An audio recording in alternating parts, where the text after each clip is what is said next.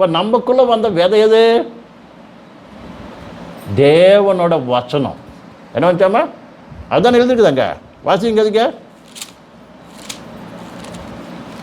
3:9.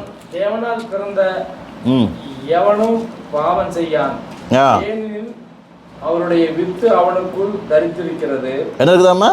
தரித்திருக்கிறது. என்ன தரித்திருக்கிறது? அவருடைய வித்து. பூர்த்தியா படிக்கணும். அவருடைய வித்து. அவருன்னா யாரு? தேவனுடைய வித்து நமக்குள்ள இருக்குது. காப்பாற்றி இந்த வித்து எப்போ இதை வந்தோ நமக்குள்ள என்ன மாற்றம் வரும்? தேவனோட குணங்கள் வரும்.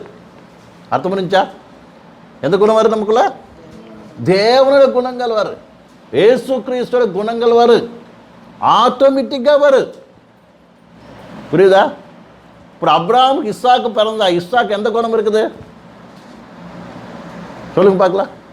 இஸ்ஸாக்கு குணம் எப்படி இருக்குது? நம்ம இஸ்மாயில் குணங்கள் ஏதாச்சும் இருக்குதா? சொல்லுங்க. கெத்துரா சந்ததியோட குணங்கள் ஏதாச்சும் இருக்குதா? இல்லையே. இவர் குணம் ஸ்பெஷல் இருக்குது.